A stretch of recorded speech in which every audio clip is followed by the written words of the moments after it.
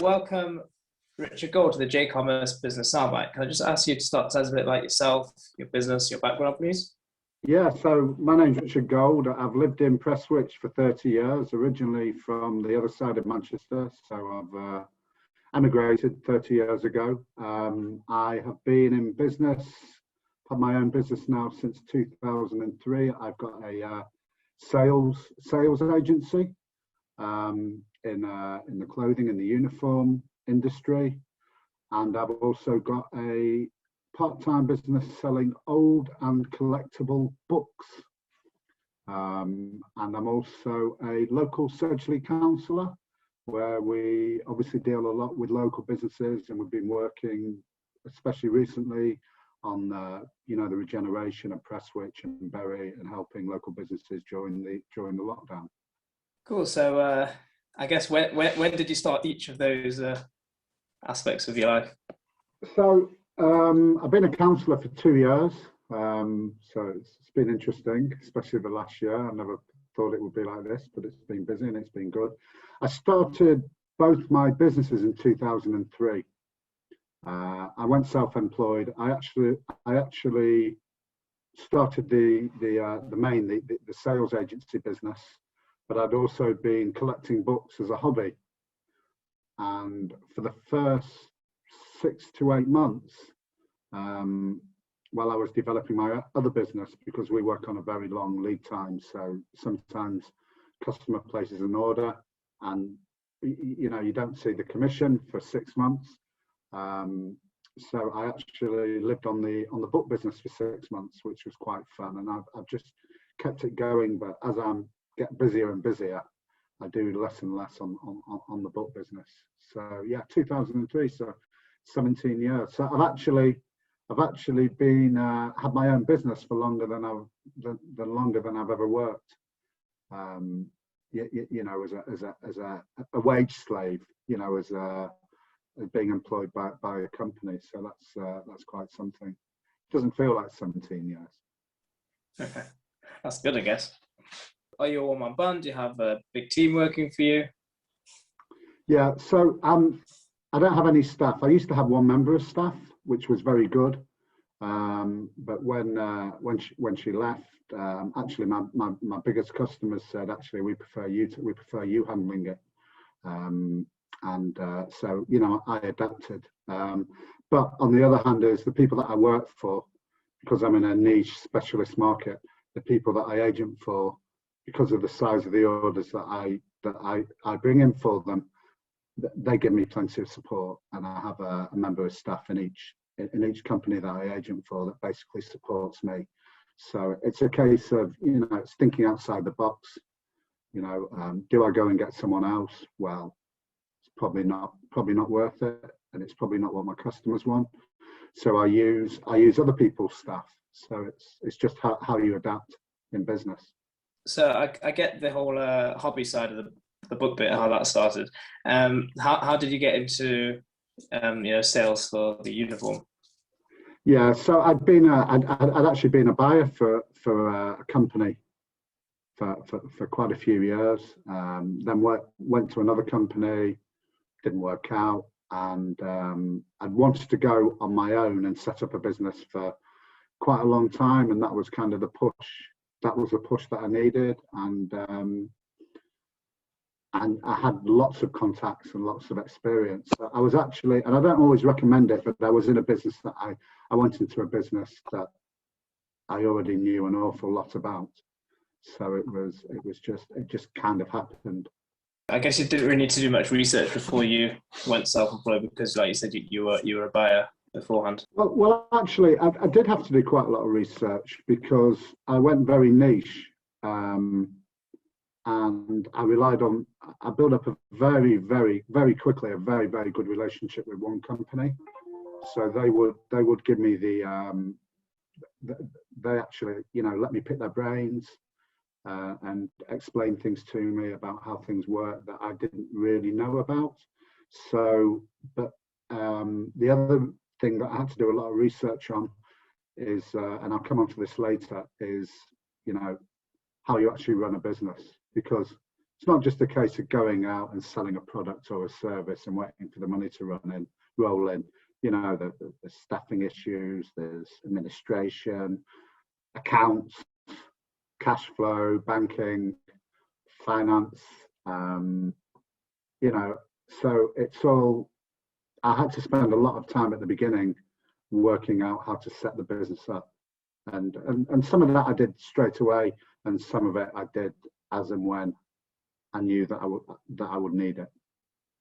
Okay. Did you have anyone to bounce ideas off?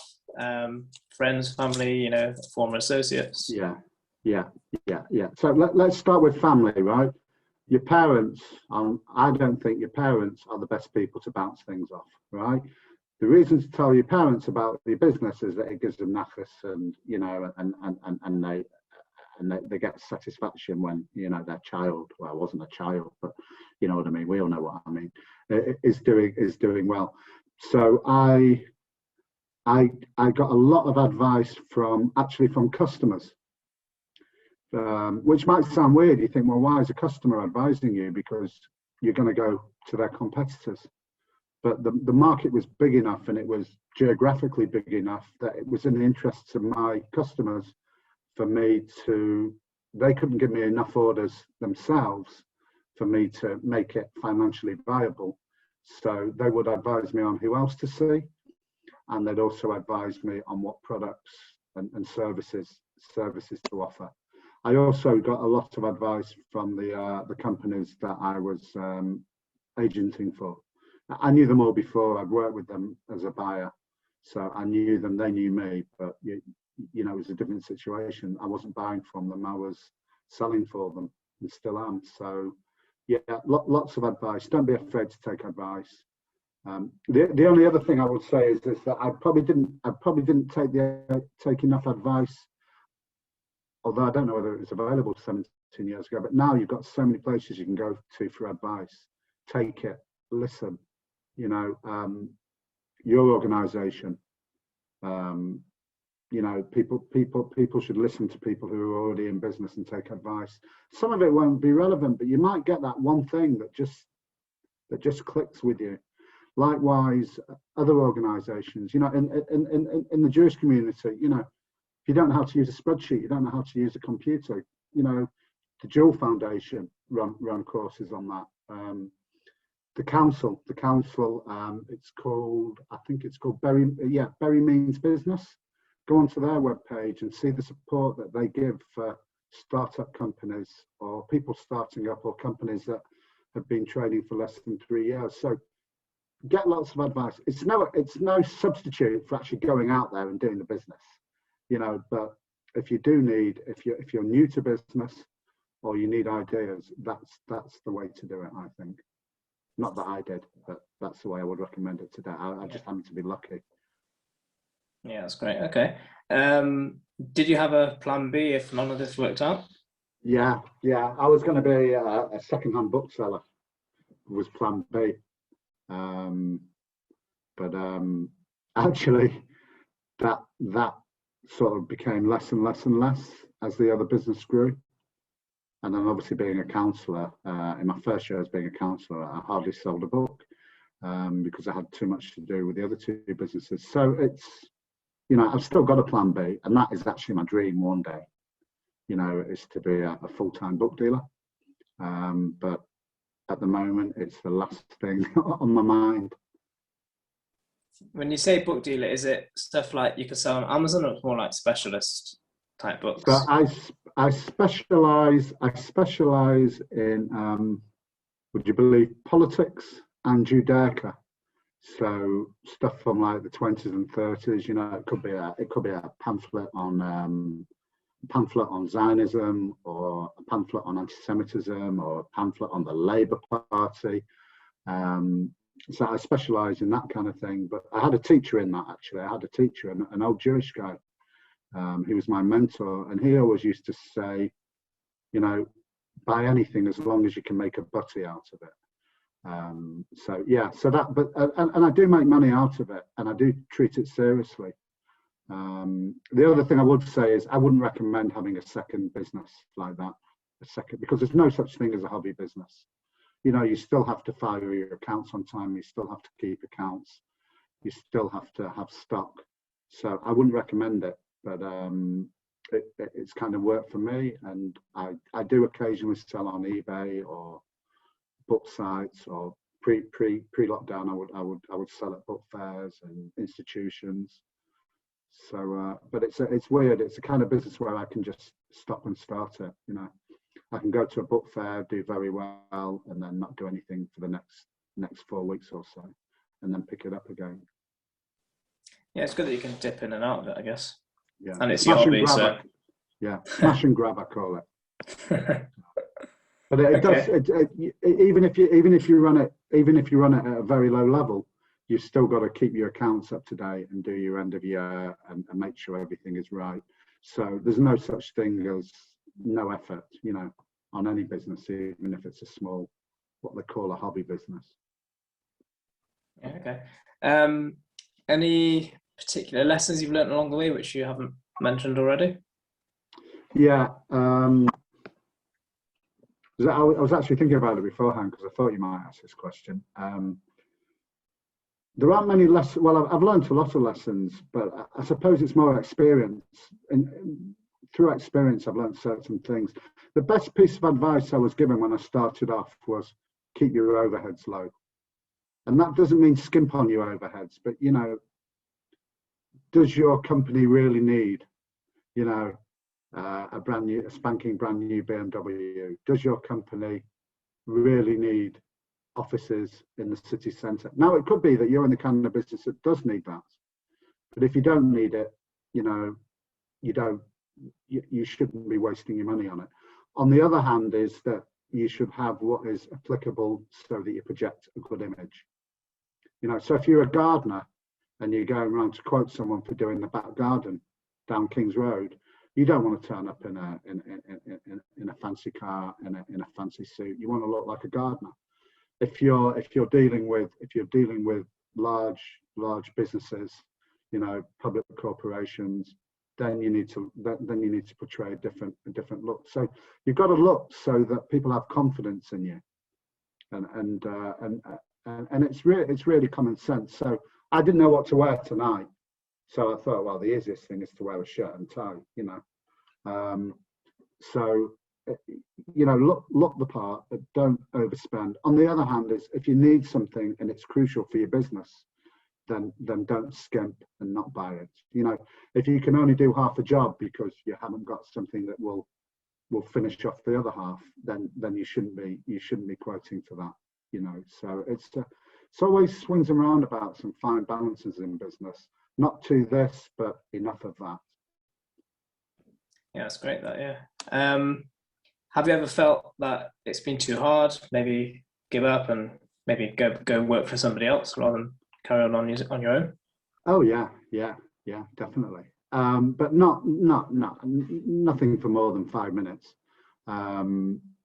Look, the beauty of being in business is that you decide how you run your business and you take the decisions. Especially a small business, if you get bigger, you might have directors, you might have a finance director, but at the end of the day, you take the decision how your business goes, and that's brilliant. Especially if you've worked for a company, you've been frustrated because you feel that it's not being done in the right way. However, the problem is the responsibility stops with you, so you can't go to your boss to cover yourself so that you stitch him or her up and they take the responsibility. The responsibility stops with you. So there are times in business where everybody has issues, shall we say, and that's when sometimes you can feel, oh. But any problems I've ever had in business, and there's not been that many, but one major one, it sorted itself out.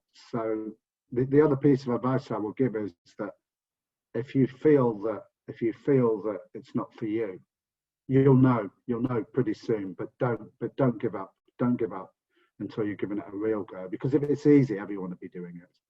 And the other thing is if you do have problems in business, sort them out quickly. Don't procrastinate. Don't ignore them. And quite often you can turn a bad situation to your advantage, especially if it wasn't your fault in the first place. Okay, that's great advice. That. Do you believe it's important to network? Maybe not in your business, but maybe in your role as a councillor as well. I think network is important, but I think that you sometimes, again, you've got to think outside the box. So people think of networking as in going to a networking breakfast or meeting. Now those are very good, and I actually spoke at one last year. I was a councillor, as a local councillor, and I met people there that I knew. There were actually quite a few people from the Jewish community there, and one person in particular I knew very well. He was a solicitor, and I said, "Come on, tell me, does this really work?" He said, "Yeah, I've got a few clients out of this." So there's that kind of networking, but the other kind of networking is that you just need to be known in whatever you're doing. Whether it's the community, if you're looking to sell to the public, or even wider, but also in the industry. So even if you're not doing business with a company and they keep knocking you back, but you feel that one day there might be a chance, just keep dropping them a line, speak to people. Again, it's not a substitute for the actual work or the actual getting the customers, but yeah, networking, people come to me all the time, how do I do this? What? And I say, speak to so-and-so, contact this company, contact this department. Have you spoken to so-and-so? Mention my name. And so networking is important. I also believe that your customers can network for you. If you're good, your customers will recommend you and introduce you to people. So networking is important. Yeah, it's a great last point. Now, I guess if you make a good impression, a good first impression, and continue to make good impressions and just do a good job, then I guess it will naturally grow from there, won't it? Yeah, it's all about let's face it, you're probably not going to invent the next new internet or mobile phone. So you're probably in a market that is quite crowded, which is why actually you should go niche. Maybe specialize so you're not competing with everybody else, especially if you have a niche talent or product. But if people have got confidence in you, it's not always price. Price is important. You've got to be competitive. As a buyer, I was always very suspicious when people were when new suppliers would quote way below everyone else, because I knew they couldn't do it and I knew I was going to get problems. So it's people have got to have confidence in you, and that doesn't mean you have to be the best salesperson in the world. You just have to be prepared, know your stuff, and be polite, and and not take up too much of someone's time. And I think let's face it, there's a lot of people in the Jewish community who are possibly not as adept at socializing. In certain situations, they won't go out. Especially in the Orthodox community, who are not going to go in a pub with someone and have 5 pints or go out for lunch with them. So you've got to find ways of letting people have confidence in you, and just be honest. Just be as long as you're prepared and you're honest, you do not have to be the most slick operator in the world. In fact, sometimes it's better not to be. Yeah, that's true. Okay. How important do you feel it is to have a website and engage with social media like LinkedIn, Facebook, Twitter, that sort of thing? So 99 times out of 100, it's important. The only reason it's not important if you're in an industry where you've got exclusivity, or perhaps it's the kind of industry where you just don't want people contacting you who are not able to place the orders that you need. But apart from that, and let's presume that's not what people are going into. Apart from that, it's very important for several reasons. First of all, it's where you'll pick up business, because a lot of people will just Google and look for someone on the internet, and especially with the last year, people are doing more and more on the internet. There's people that could not go on. I know of people who've been supported in who received support, elderly people who had no idea how to use a tablet or a computer, who are now experts on Zoom. So it's going more and more online in terms of that's where you can do your marketing. Secondly, it's financially, it's very cheap. And thirdly, it gives you a presence. So I was after a certain financial service, and I had to go through a check that, for money laundering. It was a legal check, and they said, but you haven't got a website. You say you're a business, but you haven't got a website. I said, well, this is the reason, and they accepted it. But the first thing that I do if someone comes to me, especially in the book business, and I don't know them, is I see whether they've got an online presence. The caveat and the thing that you do have to remember is that a bad social media is worse than no social media. So if you've got an Instagram and you're never updating it, or it loads slowly, then it's not worth it. It's bad. It makes you look like you're not going to offer a good service. And the other thing is that a lot of social media pages, like Facebook business pages, people can leave reviews. Yeah, so if you've got good reviews, it's fantastic. If you've got bad reviews, people are just going to skip it. So social media is good, but it's not like waving a magic wand. You have to work at it, and you have to regularly update it, and that takes time. So you have to build that into your schedule. Yeah, it's good advice. That. Okay. How have you handled critics, negative comments over the years? So I've got to be careful what I say in case any of my customers are watching. I think you've got to be honest with yourself. If you've done something badly, or someone's being critical of you, if you can improve it, at the end of the day, they're the customer. So again, it's that fine line. You can't be too soft, but if you can, don't take it personally. You don't have to go out. You don't have to. I would normally say in a normal meeting, you don't have to go out for a drink with them afterwards, but you don't have to have them round for Friday night dinner. You're there. It's a business transaction, and it's nice to be friends and to do it nicely. So don't take it personally. You don't know if someone's criticizing you; they might be doing it because it will help your business. So I actually had somebody ask me to get a member of staff in because they could see that I was going to be busy developing other people, and they said, "What's going to happen to our business?" And that, in a way, was a criticism. So if someone says, you've been slow, I don't like you emailing on a Sunday, that product that you delivered wasn't quite right, or we think you're a bit expensive, I didn't think your service was as good.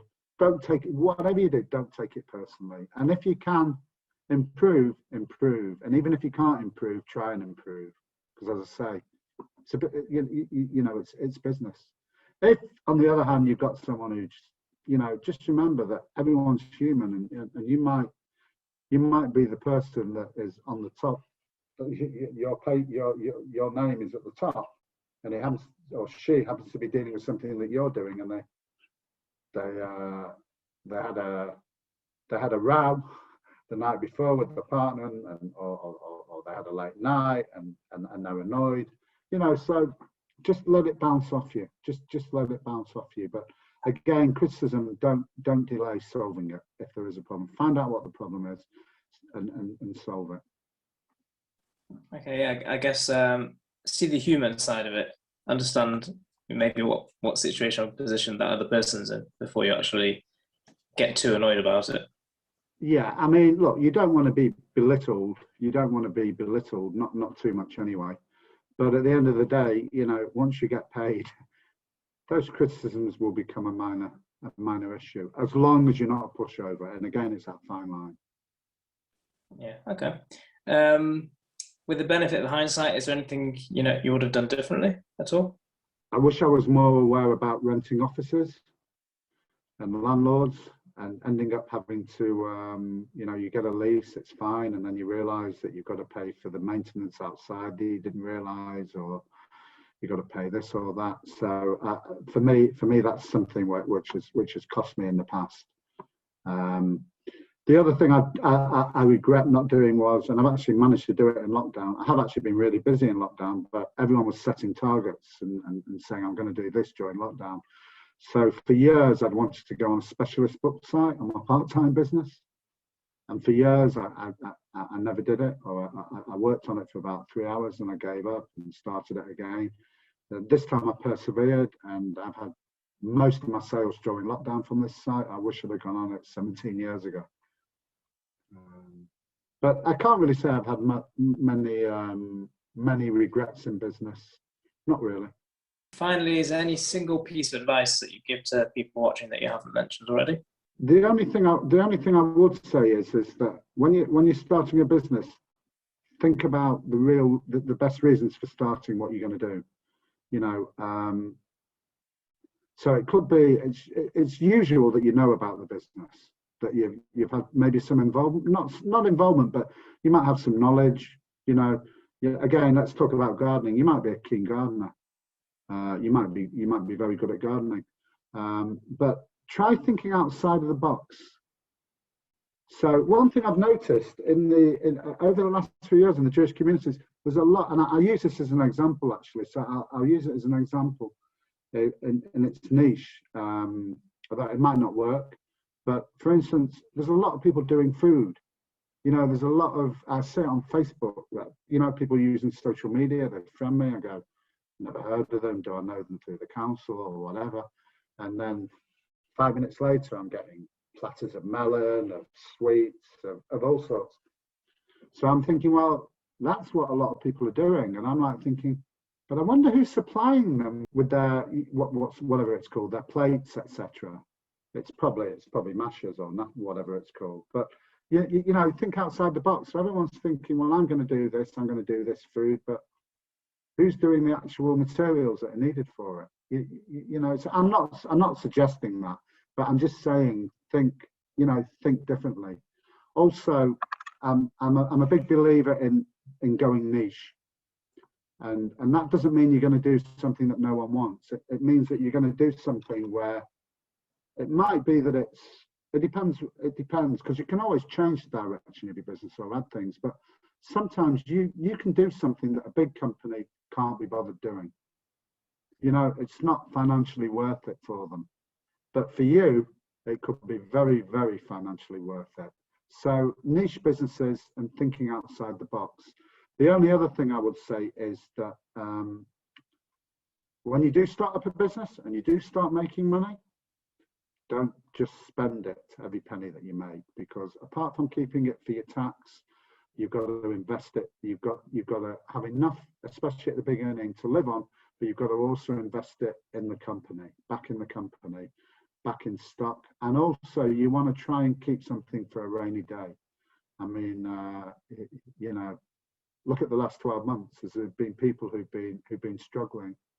I'm sorry, I am going to say one other thing, and I know this as a councillor who's been involved in regeneration and businesses, is that don't think that now is a bad time to be starting a business, because when we come out of lockdown, there's going to be businesses in trouble. There's going to be businesses that have run out big debts, but there's also going to be a need. There's also going to be a need for businesses. So it's never a good time to start a business. It's never a good time. There's always something. So if you are thinking of starting a business, don't think that now's not the time to start it. I think what your organisation is doing is great. You know, I've worked, you know, with Jewel, with the Jewel Foundation, and I also there is one other thing that I know that Raphael Katz has been employed by Bury Council. He's a business officer, COVID business officer, working in the Jewish community. So you know, if you are in business and you have struggled during COVID and you need support, especially how to operate, or anything else, then you know, get in touch with Raphael. And if you're a Bury resident and you're a Prestwich resident and you're probably a Sedgely resident, if you're watching this, And there's any, you know, any support that you need, any guidance from the council, and you're not sure who to contact or anything, then please just contact me. Just Google Richard Gold Press Switch, and I will come up. And apologies for my haircut, which is in serious lockdown mode. So all right, you're forgiven. You're forgiven. thanks a lot. Thanks a lot. All right, cool. That's brilliant.